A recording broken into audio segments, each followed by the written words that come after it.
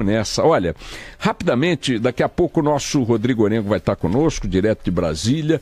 Essa semana é uma semana meio bunda lelê, né? Porque tem muita gente em escola de folga, né? Essa semana, tal semana do saco cheio. Todo mundo, muitas escolas, eu não sei se a rede pública também, mas muitas escolas pelo Brasil não têm aulas esta semana, então trânsito mais tranquilo e tal, uma semana meio barro, meio tijolo, mas não em Brasília. Em Brasília, o Supremo Tribunal Federal tem uma pauta importante, várias pautas importantes esta semana. Daqui a pouco o nosso Rodrigo Orengo vai detalhar a respeito, falando direto da capital federal, mas já antecipo para vocês, o Supremo vai decidir se pode ou não pode afastar políticos do exercício do mandato, analisando especificamente o caso Aécio Neves, naquilo que ficou chamado como crise institucional. Ficou a semana passada e retrasada batendo bumbo em cima dessa chatice, né? Também vai julgar o habeas corpus concedido pelo ministro Gilmar Mendes ao cliente de sua senhora, Eike Batista, que também está usufruindo de um habeas corpus concedido monocraticamente pelo ministro Gilmar Mendes, e o recurso do Ministério Público contra esse habeas corpus vai ser julgado pelo Supremo Tribunal Federal. Havendo aí a decisão contrária ao ministro Gilmar, o Eike Batista volta para a cadeia. Também pode ir para a cadeia Paulo Maluf. O mundo gira, a Lusitana roda. O Paulo Maluf também tem o seu último recurso para ser julgado ali. Os últimos recursos, na verdade, para serem julgados também pela turma, a que cabe lá o processo do Supremo Tribunal Federal. Perdendo esses... Primeira turma. Primeira turma. Perdendo esses recursos, também Paulo Maluf pode ir para o Xilindó.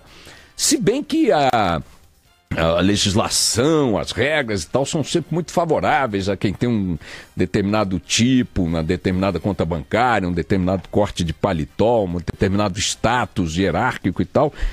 Sempre se diz que esse é o último recurso do Maluf, e tem sempre um recurso com o qual a gente não contava, mas o que está se dizendo é que agora Maluf, perdendo estes recursos no Supremo, vai também começar a cumprir pena. E finalmente outra figura desse mesmo elenco de horrores, o senhor Renan Calheiros, pode se transformar, pode ser tornado réu também em decisão que o Supremo vai tomar esta semana. Então nós temos Aécio, Eike, Maluf e Renan Calheiros, todos com decisões muito importantes aí no Supremo Tribunal ao longo dessa semana. Vamos ver se o Supremo decide na direção que as expectativas de muita gente apontam. Ou seja, não é possível que Aécio, Eike, Maluf e Calheiros, com o acervo que tem nas costas, continuem circulando por aí com a mesma desenvoltura de sempre. De qualquer maneira, a palavra final será do Supremo. Mas eu quero me concentrar num assunto, minha gente, que, para minha surpresa, não teve a repercussão que eu imaginei que teria. Na sexta-feira, a Veja publicou, primeiro em seu site, depois publicou na revista também, a transcrição de um áudio de uma conversa do empresário Joesley Batista com o ministro da Indústria, Comércio Exterior e Serviços, o senhor Marcos Pereira. Esse áudio, minha gente, é escandaloso, Eles ficam negociando pagamentos de cotas que estariam a vencer ou já vencidas, que o empresário daria para o ministro. Segundo a Procuradoria, o Ministério Público, este dinheiro pagaria, seria a propina pela liberação de 2 bilhões e 700 milhões de reais da Caixa Econômica Federal em benefício do grupo empresarial do Joesley, o JBS. Por que o ministro da Indústria e do Comércio, Marcos Pereira, que é presidente nacional de um partido, o PRB, estaria na ponta dessa negociação? Porque o cargo de vice-presidente da Caixa Econômica Federal, vice-presidência esta que era determinante para a liberação desses 2 bilhões e 700, era um cargo de indicação, do PRB. Abre um parêntese para dizer, olha a nojeira que é a interferência das quadrilhas políticas na montagem do aparato público.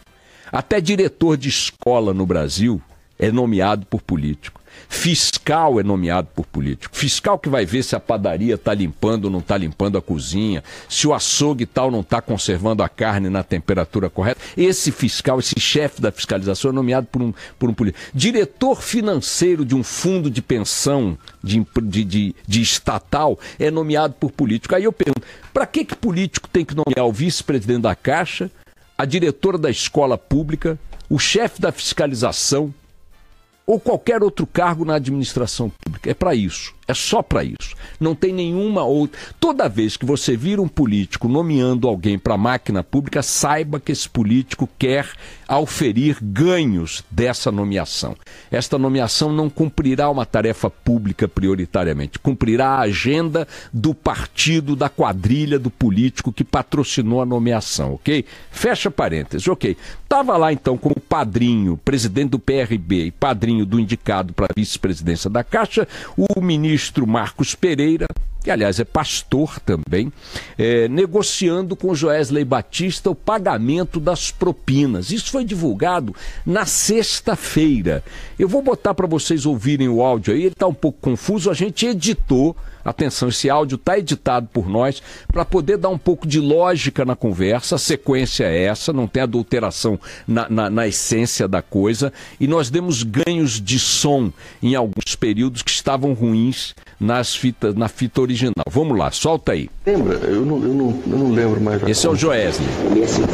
650, diz o ministro. Eu não lembro mais. Qual é o saldo? Não lembro mais. 5 de 500, 5 de 500 dá 2.500, tá. Uma reunião. Mais uma, dá mais 500. E essa aqui é a última reunião. Ah, então 3.650. É isso aí. Então anota aí, mais 620. Ok. Quanto dá? 4.270 menos 6 dá quanto? Então o saldo. 730, divide por 3 aí. Divide por 3 aí, o saldo 730, 1.700, não sei mais o que, não lembro bem quanto é que te devo. E eles chamam de reunião. Eles chamam de reunião. Quanto é que está faltando uma reunião? Uma reunião é 500 mil, tem lá um valor qualquer e tal.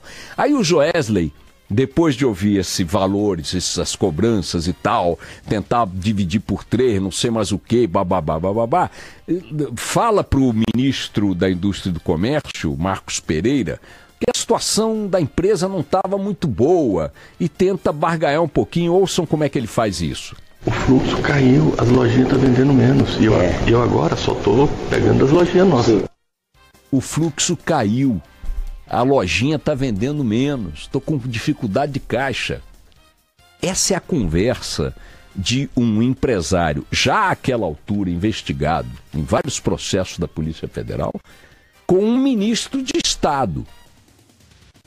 Segundo a delação feita, o pagamento de uma cota de R$700 mil ocorreu no dia 24 de março deste ano, com a Lava Jato já comendo há 3 anos. E aí o ministro dá uma nota ontem, ou anteontem, ou sei lá quando, dizendo o seguinte, que não vai comentar nenhum informe advindo de colaboração processual, nem muito menos fará comentários sobre pretensas gravações ilícitas. Os fatos que envolvem sua relação com Joesley Batista, dizem o advogado do ministro ou o ministério, serão devidamente esclarecidos quando lhe for dada a oportunidade de falar perante a autoridade interessada na verdade, de maneira imparcial. Seus advogados já manifestaram ao Supremo a intenção de aclarar os fatos e, portanto, aguardam um momento formal de se defender.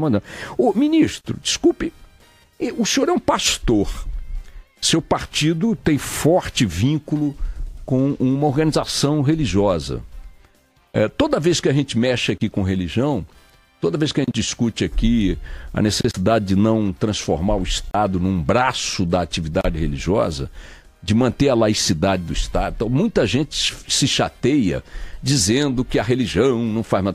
Faz mal quando ela é usada para projetos de poder. Misturar religião com Estado é um problema. Agora, tem uma vantagem, pelo menos em tese, é que se você tem alguém ligado a uma religião dentro da máquina do poder, você pode imaginar que esse alguém se guia pelos valores éticos do livro de princípios, de valores, né? da sua religião.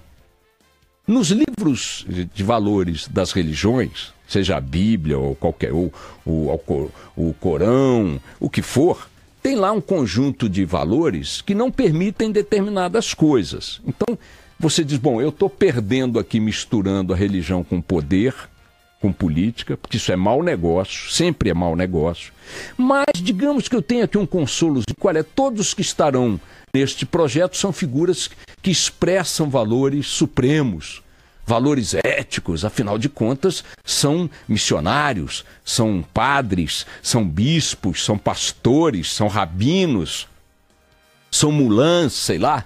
Então você diz, pô, esses caras falam em nome de Deus, são os representantes aqui, os porta-vozes de Deus. Então você diz, bom, já que é assim, eu vou perder aqui com essa... Eu perco a laicidade do Estado, mas em tese estou ganhando aqui, porque as figuras são eticamente superiores. Afinal, não é? Andam com a Bíblia debaixo do braço, rezam missas, ministram batizados, etc e tal. Ótimo. Então, ministro, deixa eu lhe dizer o seguinte, o senhor como... Não quero nem saber o senhor como ministro.